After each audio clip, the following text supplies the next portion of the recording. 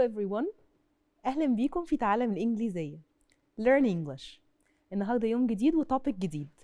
So let's start and see what exactly we're going to learn.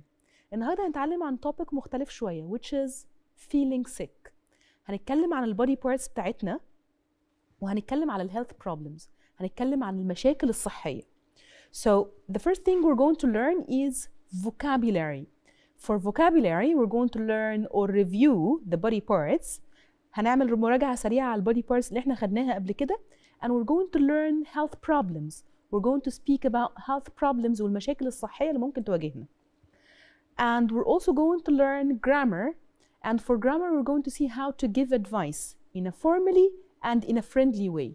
إزاي ندي نصيحة in a formal or friendly way. And we're also going to learn functions. النهارده أول مرة هنتعلم مع بعض الfunctions. الfunctions هي جمل بستخدمها في مواقف معينة. والنهارده هنشوف إيه الجمل اللي أنا ممكن أستخدمها عشان أعبر عن تعاطفي مع حد تعبان. So, 3 things today. Vocabulary, health problems, grammar, giving advice, and function, showing sympathy, إبداء التعاطف. تعالوا نبدأ مع بعض زي كل مرة. So, today we're going to start with idioms of the day. للناس اللي ما كانتش فاكره او ما كانتش موجوده معانا قبل كده، idioms هي عباره عن مصطلحات او expressions، تعبيرات مش مرتبطه بالمعنى الحرفي للجمله، بس هي تعبير مجازي بيكون ليها معنى تاني وبتخليني اكتر اقدر اتعامل بشكل طبيعي. So the first idiom that we have for today is alive and kicking. احنا الidioms بتاعتنا النهارده هتكون مرتبطه بالhealth. So first thing is alive and kicking, which means in a very good health. لو هنيجي نتكلم على حد كويس أو صحته كويسة, we can say alive and kicking. So you can say, how is your sister? So the person can answer, she's alive and kicking, which means she's fine. So alive and kicking معناه في صحة كويسة. And the other idiom that we have today is back on my feet. So, back on my feet معناه يتعافى بعد مرض أو يتعافى من موقف وحش. We can say that last week I was really sick. And today I'm back on my feet. أنا رجعت بصحتي أو صحتي رجعت لي تاني. So, back on my feet means recover or becomes well again. So, now we have 2 expressions. The first, alive and kicking, which means fine or in good health. And the second one is back on my feet. So you can say get back or got back on his feet. Okay, and the third idiom we have for the day is a picture of health. A picture of health, we use this expression when we speak about someone who's in a very good health. لما نيجي نتكلم على حد صحته كويسة جدا أقول هو مثال للصحة أو صورة مصغرة من الصحة. So it's called a picture of health.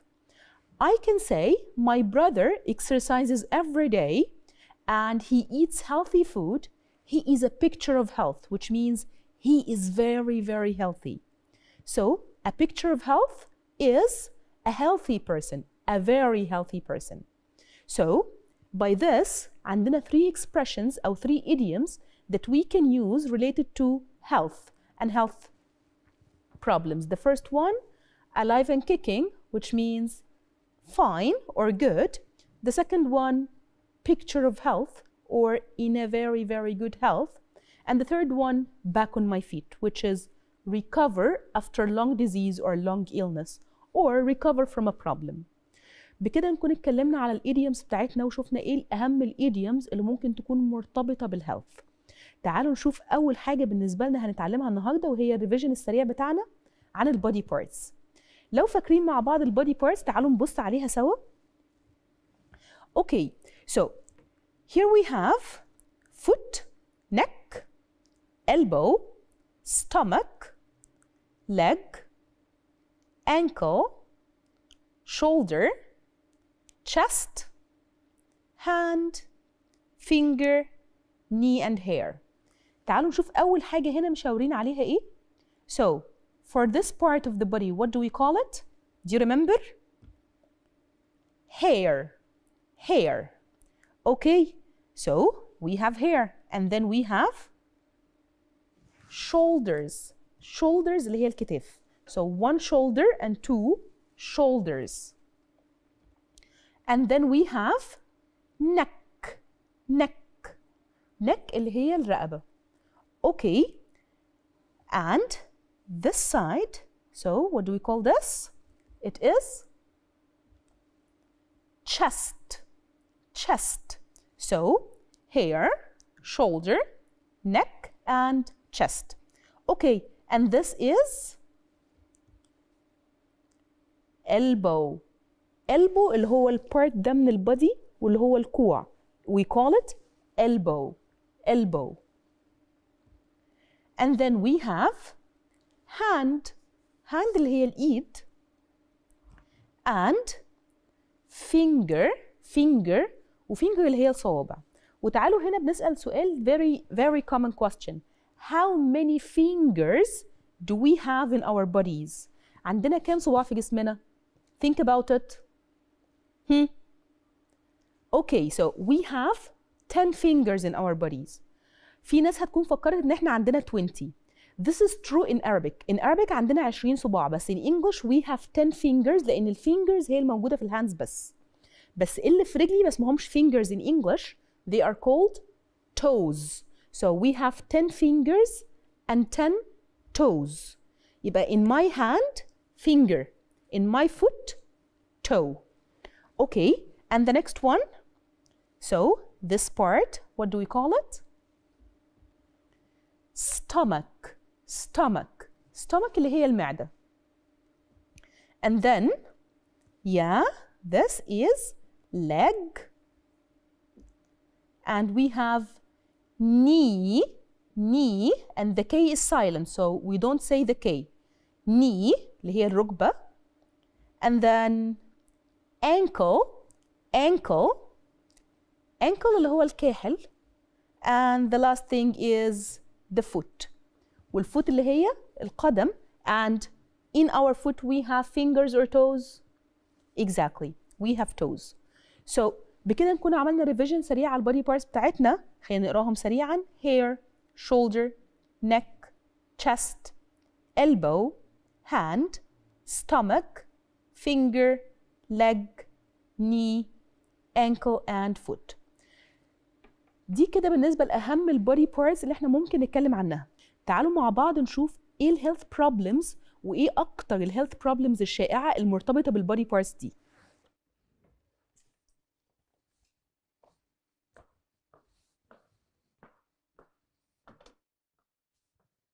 تعالوا مع بعض نتكلم على اهم الهيلث بروبلمز المرتبطة بالبودي بارتس، وتعالوا نشوف ايه الهيلث بروبلمز اللي ممكن تقابلنا بشكل شائع.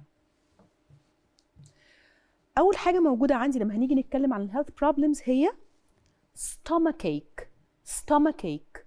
stomachache اللي هو وجع البطن او المغص. So we call it stomachache. stomachache. And we also have headache. headache. headache اللي هو الصداع او وجع الدماغ. So if you notice الكلمتين اخرهم واحد which is ache. ache in general كلمة ache معناها pain which is ألم.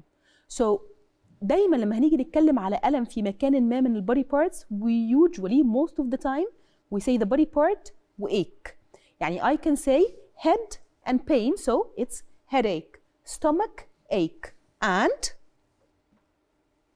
this is the flu. الفلو اللي هي الانفلونزا، ومشابهة لكلمة تانية which is cold اللي هو البرد.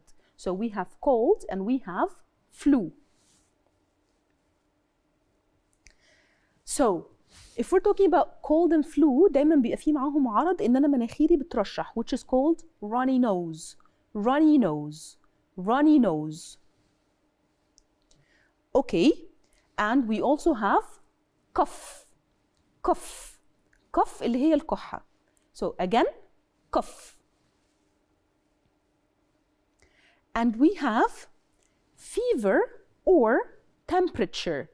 fever, temperature. fever أو temperature اللي هو الحرارة العالية. And we have sore eye. sore eye. sore eye اللي هو كلمة sore عموما معناها التهاب. So if I say sore eye معناه التهاب في عينيا.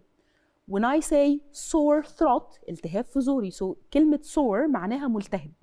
So sore eye and sore throat. sore throat. sore throat اللي هو التهاب الحلق. Again sore throat. sore throat.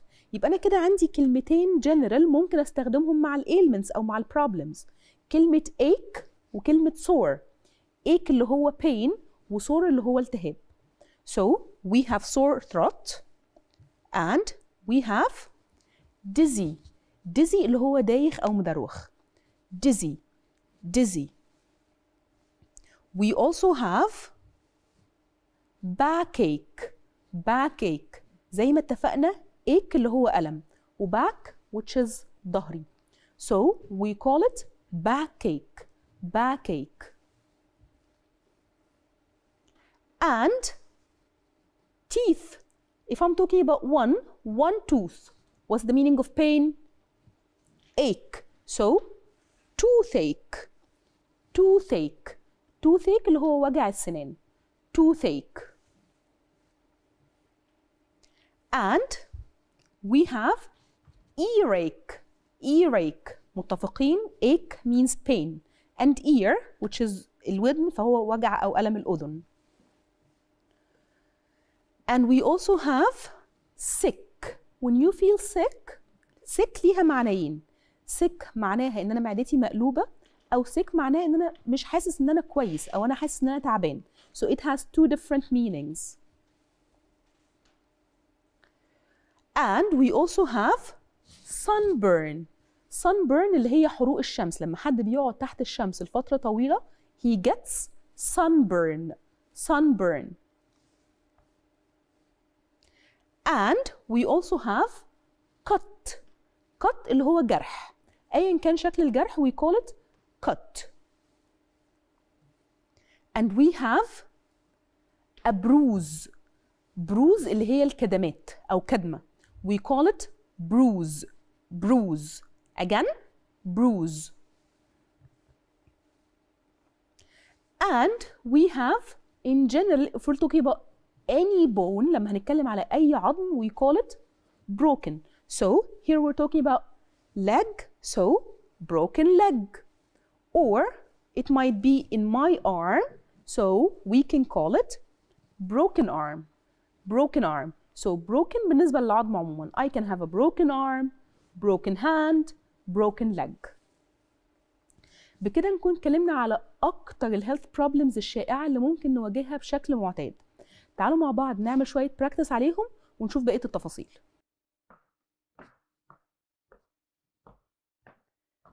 اتكلمنا مع بعض على أهم الهيلث بروبلمز and the most common health problems that we might face. تعالوا مع بعض نعمل شوية براكتس على الهيلث بروبلمز دي ونشوف احنا فاكرين ايه من الفوكابيلاري. So let's look at the pictures and choose the correct option. هيبقى عندنا شوية pictures هنختار ال best option for it. So let's look at the picture here. Which problem are we talking about here? Let's choose. We have headache, we have earache, broken leg, and backache. Which one do you think it is? Yes, exactly. So we're talking about, yes, backache. Backache. Good. Let's try again. Okay, look at the picture. What problem is she facing? What health problem is she suffering from? We have stomachache,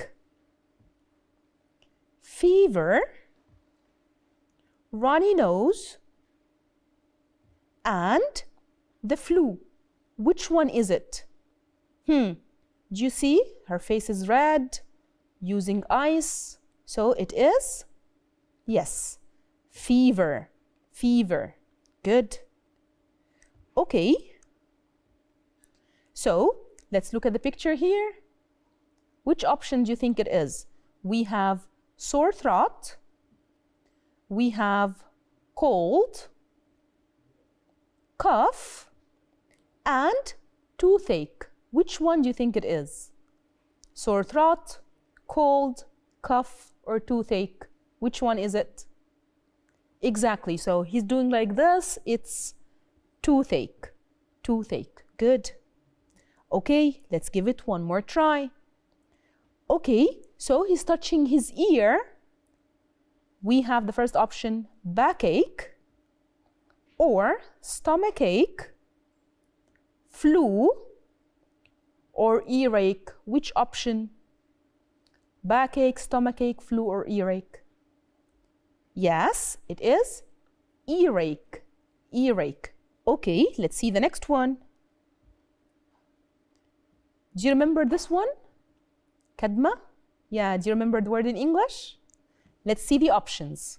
So the first option we have bruise, bruise. Second option, fever, sore throat, or cough. Do you remember this one? Yes, well done. It's bruise, bruise, very good. Okay, let's go to the next one. Okay, which picture is this? Do you remember? When you have, yeah. We have toothache, runny nose, cut, and broken leg. Which option do you think it is? Yes, exactly. It's, yeah, runny nose, runny nose. Okay, let's look at this. So we have sore eye, the flu, stomachache, or bruise. He looks very sick and staying in bed. Okay, sore eye, no, it's not connected to his eye. Flu, which is influenza, yes. So we call it the flu. Good. Okay, let's look at this one. We have cough, fever, cut, or runny nose. So which option do you think it is? Cough, fever, cut, runny nose. Think about it. Yes. So the man has cough, cough. Good. Okay, one more time. Which problem do you think it is? Yes. Let's look at the options. We have backache, sore throat, broken leg, and cold. Backache, sore throat, broken leg, cold. Which option is connected to the picture? It is broken leg. Broken leg. Yes. Good. What about this man, which is very similar to the one we had before? It's also broken. Good. Okay, let's see the options. Let's see the choices. Toothache, headache, earache, or broken arm. Toothache, headache, earache, broken arm. Which option is connected to the picture? Yes, exactly. So we have broken arm. Broken arm. Okay.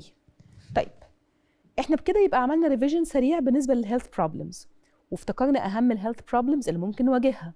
لما هاجي اعمل السنتنس عندي انا محتاجه اعرف ايه الكولوكيشنز او ازاي احطها في جمله. انا عندي بالنسبه للهيلث بروبلمز we have 3 different options. الاوبشن الاولاني ان انا بقول I have. طيب I have دي بتيجي مع ايه؟ I have دي بتيجي مع اي كلمه فيها body part. وكلمه ache دايما كلمه ache مع have. يبقى كل الكلمات اللي كان فيها ache او كلمه sore لو فاكرينهم both of them will come with have. زي ايه؟ زي I have a headache. I have a headache. I have a toothache. I have an earache. I have a backache. يبقى أنا أي حاجة من البودي بارتس ومعاها كلمة ache I have. وزيها بالظبط زي كلمة sore. يبقى أنا لو هقول sore eye I have sore eye. لو هقول sore throat I have sore throat. لو هقول sore muscles I have sore muscles. يبقى أنا عندي كلمة I have بتيجي مع حاجتين، مع البودي بارت و ache او البودي بارت وسور، يعني in general مع البودي بارت لو انا هذكر البودي بارت نفسه. الحاجة التانية اللي هتكلم فيها وهقول I have برضو هتبقى كلمة pain in. احنا متفقين ان كلمة ache هي كلمة pain اللي هو ألم. يبقى أنا لو قلت earache، كلمة earache فهو I have earache، أو هستخدم كلمة pain نفسها اللي هي بنفس المعنى، بس كلمة pain ما بتتقالش مع البودي بارت لوحده، أنا بقول pain in the body part. يبقى أنا عندي two different options. option number one إن أنا هقول البودي بارت وإيك ملزوقين في بعض وبقولها على إن هي كلمة واحدة، زي earache. earache أنا عندي ear وإيك ضمتهم على بعض بقت كلمة واحدة اللي هي earache، فأنا هقول I have earache. ده لو هستخدم كلمة ache. لو هستخدم كلمة pain هما الكلمات منفصلة وهقول pain in my ear. So I have earache one word or I have pain in my ear. في كلتا الحالتين بستخدم I have. يبقى أنا هقول pain in و any body part أنا عايزاه.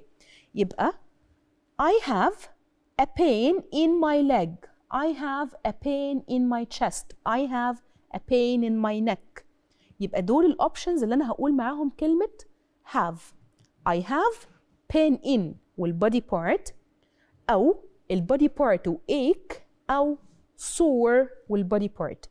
يبقى in general لما هذكر البودي بارت نفسه بقول I have. الأوبشن التاني بالنسبة لي كلمة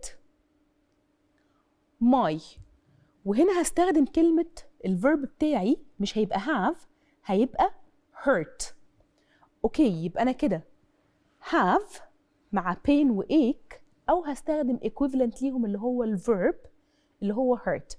يبقى أنا ممكن أقول أي body part أنا عايزه وبعديه كلمة hurts واللي هو معناها بيؤلم. يبقى أنا عندي pain noun وعندي الverb hurt. يبقى I can say my and you can say any body part، my leg, my arm, my chest, my back, whatever body part you want, and then hurt أو hurts depending على بتكلم على singular أو plural.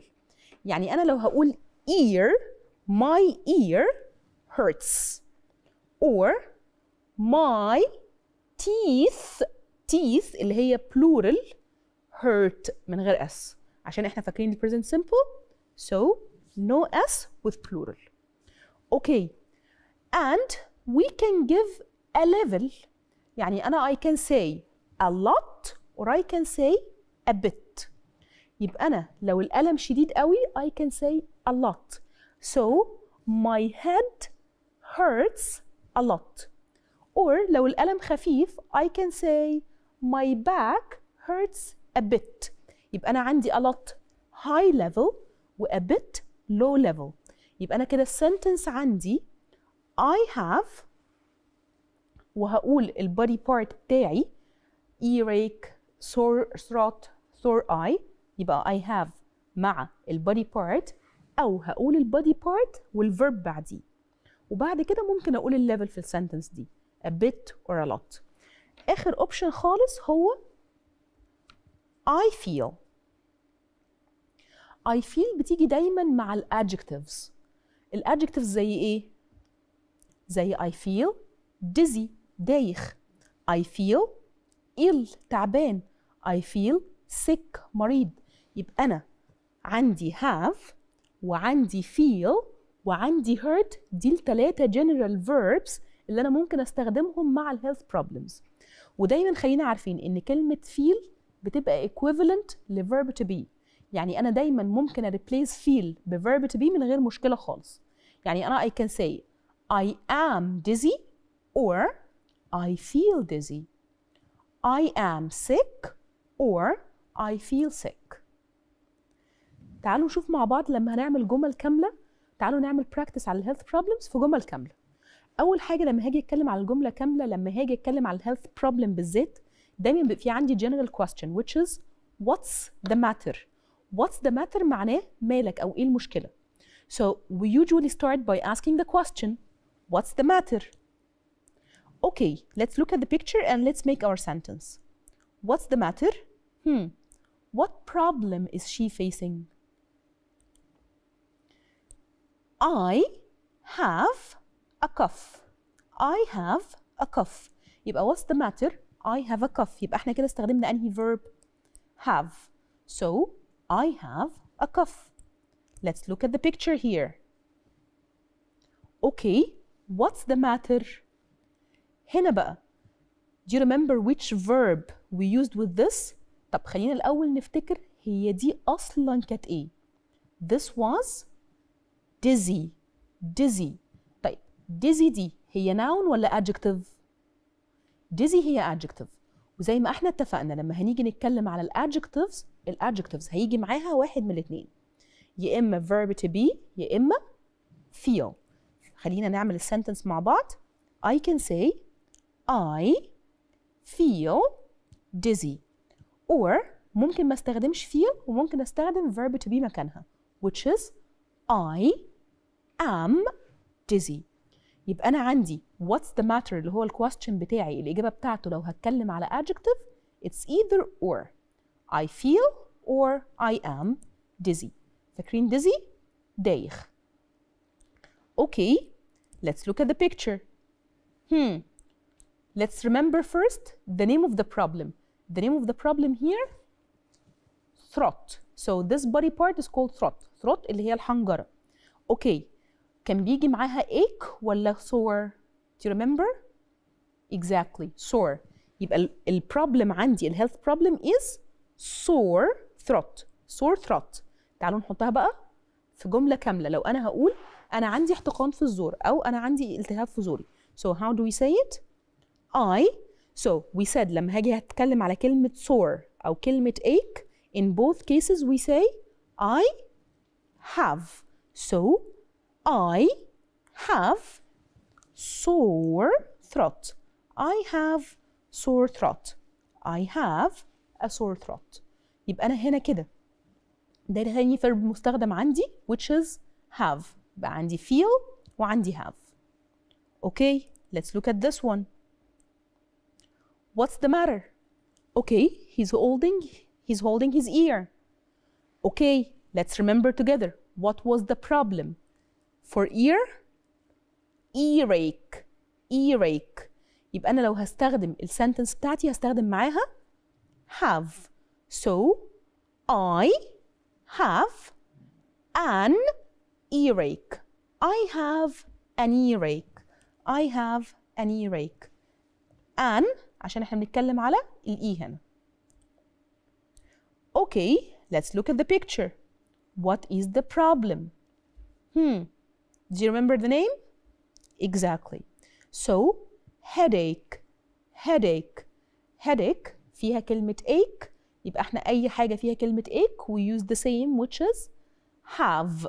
Have. يبقى السنتنس بتاعتي I have a headache. I have a headache. وخلينا دايما نفتكر ان انا لما بقول I هي have بس لو he or she or it has. So when I speak about what's the matter with her, she has earache or she has stomachache. يبقى انا عندي have مش هي have على طول. هي depending على السنتنس بتاعتي have or has. طيب بكده نبقى اتكلمنا على الهيلث problems والgeneral way of speaking about health problems. يبقى أنا عندي 3 different verbs يا إما have يا إما feel يا إما hurt. تعالوا نشوف لما حد بيقول لي أنا تعبان إيه رد الفعل؟ يعني هل أنا لما حد بيقول لي تعبان بقول له طيب؟ ولا رد الفعل بيكون عامل إزاي؟ ده إحنا بنقول عليه حاجة اسمها functional language. functional language دي اللي هي جمل كاملة بستخدمها في situations معينة. السيتويشن بتاعنا النهارده somebody who's feeling sick. يبقى لو عندي حد who's feeling sick المفروض ان انا يبقى عندي جمل معينة اقدر اقولها له لما اسمع كلمة انا تعبان. What are these sentences؟ تعالوا نشوف الكونفرسيشن بتبقى ماشية ازاي. Okay, so look at this picture. he is not looking very well. He's not okay. فأنا عندي هنا somebody who's asking him what's the matter. What's the matter which means إيه المشكلة أو مالك أو أنت okay, are you okay. يبقى أنا الquestion عندي لما بشوف حد شكله مش مظبوط أو حد شكله تعبان I can say what's the matter. okay. يبقى هي سألته what's the matter. The answer here is الsentences اللي احنا عارفينها. I feel sick. أنا تعبان. الsentences اللي لسه شايفينها. sick adjective, so I use the word feel. I feel sick. طيب رد فعلي المفروض يكون عامل ازاي لما حد يقول لي I feel sick؟ هسكت ولا هرد هقول ايه؟ الرياكشن الطبيعي لما حد بيقول لي انا مش كويس او انا تعبان is oh. دايما كلمة oh بتستخدم كتير جدا لما بسمع خبر مش كويس. بعد كلمة oh ممكن ادي رياكشن معين. So the first option here oh that's too bad أو دي حاجة مش كويسة أو أنا مش مبسوط إن أنت بتقول لي كده. So oh that's too bad. So what's the matter? I feel sick. Oh that's too bad. طيب أنا كحد مريض لما حد بيتعاطف معايا وبيقول لي that's too bad المفروض أرد عليه برضه أقول له إيه؟ لما حد يقول لي I am sorry or that's too bad حد متعاطف معايا المفروض إن أنا أرد عليه بشكل nice. So the reaction would be it would be okay. thanks. لازم أشكر الشخص اللي قدامي على إن هو تعاطف أو إن هو اتكلم معايا بطريقة nice. So it would be okay. thanks. مش بقولها would كاملة it would بتبقى مختصرة شوية. it would be okay. thanks. طيب يبقى كده أول حاجة بقولها عشان أتعاطف that's too bad. يبقى كلمة oh ثابتة معايا و that's too bad. أوكي طيب تعالوا نشوف طريقة تانية ممكن نقولها. يبقى أنا ممكن أقول جملة that's too bad لما أسمع أي حاجة مش كويسة either إن الشخص اللي قدامي تعبان أو أي نبأ مش كويس. So here we have the conversation. We start the conversation normally. What's the matter? What's the matter? مالك؟ He doesn't look fine. هو شكله مش مظبوط أو شكله مش كويس. So the answer is I have headache. I have headache. طيب أنا سألت مالك وقال لي أنا عندي صداع. إحنا متفقين إن أنا عندي حاجة ثابتة مش بتتغير لما بسمع أي خبر مش كويس أو حد يقول لي إن هو مش كويس. Oh هي ثابتة معايا. And then we have I know how it feels. Oh I know how it feels. Like أنا عارف هي بتبقى عاملة إزاي أو أنا عارف شعورك عامل إزاي. لأن headache is something very common. الصداع شيء common جدا وإحنا عارفين هو بيبقى متعب إزاي أو مزعج إزاي. So it's oh I know how it feels. طيب رد الفعل هيكون إيه لما أشوف حد متعاطف معايا وبيقول لي أنا عارف أنت حاسس بإيه أو أنا حاسس بيك. Thanks for checking. I really appreciate it. So thanks for checking. شكرا إنك سألت عليا. أنا فعلا مقدر سؤالك ده. So we have the first thing for showing sympathy عشان أوري تعاطفي لحد. I can say that's too bad. Or I can say I know how it feels. والreactions it can be thanks I really appreciate it or thanks for checking I really appreciate it. شكرا إنك سألت عليا وأنا مقدر سؤالك. Okay, let's look at this. Remember the question? What's the matter? What's the matter? Okay, what's the matter? فهو I have fever. أنا عندي سخونة أو أنا عندي حرارة. The reaction would be لما حد يقول لي أنا تعبان، أنا عندي حرارة، أنا عندي حمى. So the reaction is oh poor you. I hope you feel better soon. So زي ما احنا قلنا هي ثابتة معانا. We have poor you. I hope you feel better soon. Poor you like يا مسكين. واتمنى ان انت تخف بسرعة او ان انت تتحسن او تشعر بشكل احسن او تشعر بتحسن بشكل سريع. So we have oh that's too bad. oh poor you and I know how it feels. I know how it feels. يبقى أنا عندي 3 جمل أهم خدناهم so far إن أنا أعبر بيهم عن التعاطف بتاعي. وعندي answers and replies والresponse هنا هيكون thanks for your support. thanks for your support. يبقى كلمة thanks دايما بيترد بيها على أي تعاطف. وبكمل الجملة بتاعتي thanks for checking, thanks I really appreciate it, thanks for your support. شكرا لدعمك أو شكرا لمساعدتك. So in all cases كلمة thanks is there. بكده نبقى شفنا ازاي ممكن أبدي تعاطفي مع حد وازاي ممكن أرد على حد بيبدي تعاطف معايا. So we can show sympathy and we can respond as well. Showing sympathy through oh when we hear something bad, and then we can give a statement of support, and reacting to this, the reaction would be thanks, and we can give a nice statement to thank the person in front of me.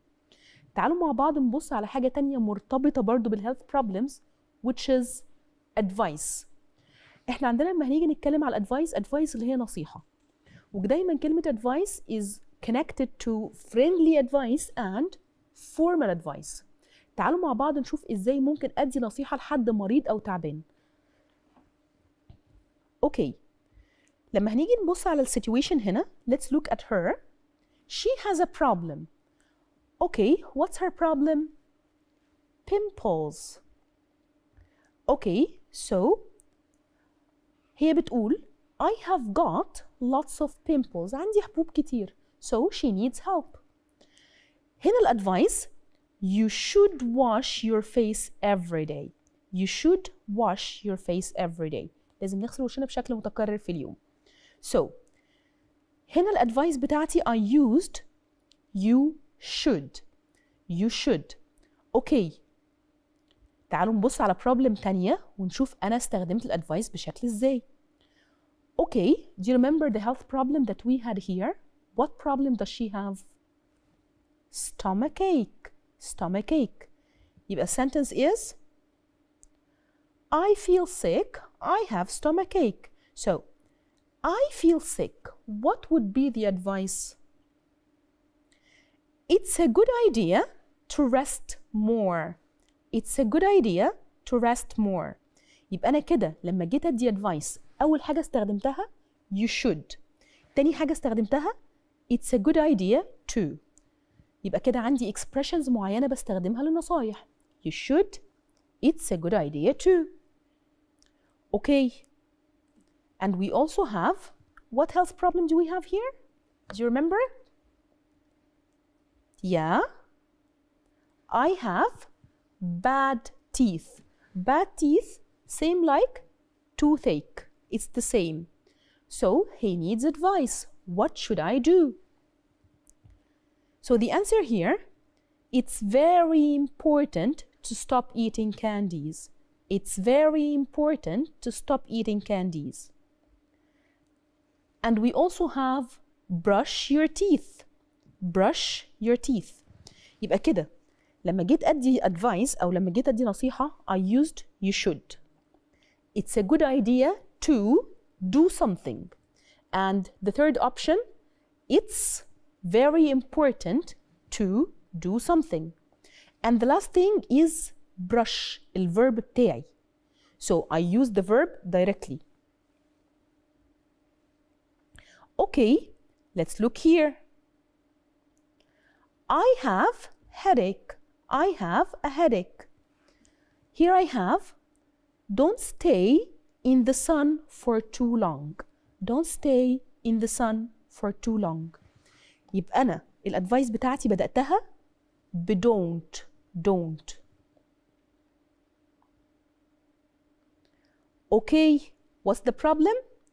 I have a terrible cold. عندي برد فظيع. So the advice here, stay in bed and drink hot soup. Stay in bed and drink hot soup.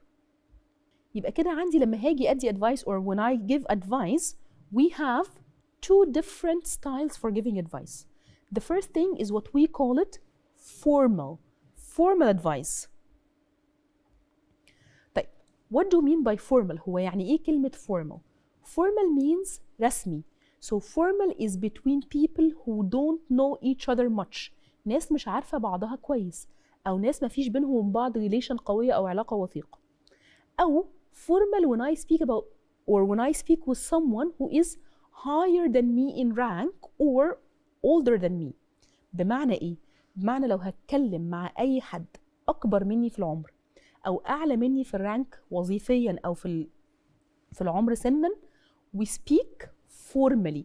So I speak with higher, I go formal. So if I give an advice to my manager, or if I give an advice to my father, if I give an advice to my teacher, حد هو أعلى مني ranking or عمرا, so in this case I use formal style. طيب في الفورمال ستايل ده الادفايس بتبقى ازاي؟ الستيتمنتس اللي احنا بصينا عليها كان فيها كلمة should وكان فيها shouldn't. It's a good idea to, it's very important to, or it's not a very good idea to. يبقى أنا لو عايز حد يعمل حاجة so if it's positive هستخدم يا إما should يا إما it's a good idea to يا إما it's very important to. لو حد يعمل الحاجة دي، بمعنى لو أنا حد بيقول لي أنا عندي headache وأنا عايزاه يرتاح and he is higher than me in age or in rank, I can say it's a very good idea to rest, or you should rest, or it's important to rest. يبقى أنا عندي 3 statements لو أنا عايز الشخص ينفذ ده يعمل ده. So this is formal. وعندي 2 statements لو عايز negative ما تعملش. So the first one is shouldn't, and the second one it's not a very good idea to. يعني أنا لو هتكلم formally مع my manager and I'm giving my manager an advice or giving my mother an advice, my mother is saying I have backache. So my advice to her is don't stand up for too long. يبقى I will say you shouldn't stand up for too long. عايزها ما تعملش الحاجة دي. Or it's not a very good idea to stand up for too long. يبقى أنا كده عندي الادفايس بتاعتي لو هتكلم formally هو shouldn't, good idea, important أو not a very good idea. ودايما بعديهم الأكشن أو الفيرب اللي أنا عايزه infinitive أو في البيز فورم بتاعته، مش معاه أي حاجة، مش معاه s، مش معاه ing، مش معاه ed، nothing. It's a good idea to rest, to visit a doctor, to stay in bed. So always use the verb as it is without any additions. So this is speaking about formal advice.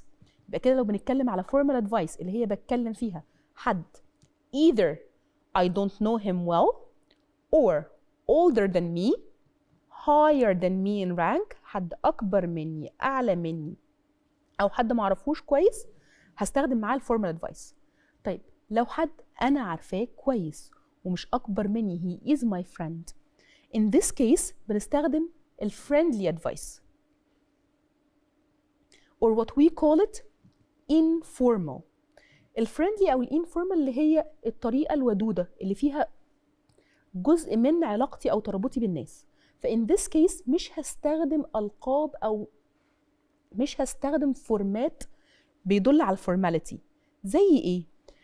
هنا عندي either إن أنا هستخدم الفيرب بس أو هستخدم don't. يعني إيه؟ يعني أنا دلوقتي عايز حد يرتاح which is rest. لو أنا حد صديقي أو حد قريب مني والعلاقة بيننا وبين بعض friendly I will say rest in bed من غير you should ولا you shouldn't ولا good idea ولا bad idea. I just use the verb I want. So instead of saying you should have some rest I use the verb have some rest. That's it من غير أي حاجة. يبقى أنا لو عايزه يعمل أي أكشن هستخدم الأكشن verb من غير ما أبدأ بسubject، هبدأ بالverb نفسه. يبقى أنا حد بيقول لي I have stomachache. Don't eat candy. I have headache. Stay in bed. Just the verb without anything else. No subject, nothing. ده لو أنا عايزه يعمل الحاجة. مش عايزه يعملها هبدأ بكلمة don't وبعد كده هحط الverb بتاعي. يبقى أنا either stay in bed, don't work hard. Eat healthy, don't eat candy. Drink soup, don't watch television. يبقى either الverb بس أو don't في الحاجات اللي أنا مش عايزه ينفذها. يبقى أنا عندي الفريندلي أدفايس هو الverb أو don't والverb من غير ما أبدأ بسبجكت. يبقى أنا كده لو اتكلمت على advice عندي formal وعندي friendly. الformal I usually start with subject وبعديها you should or you shouldn't, it's a very good idea, it's important أو it's not a very good idea. ده الفورمال. وعندي informal الinformal أو الfriendly advice that we give usually with the verb only or in the form of order زي ما بدي order بالظبط.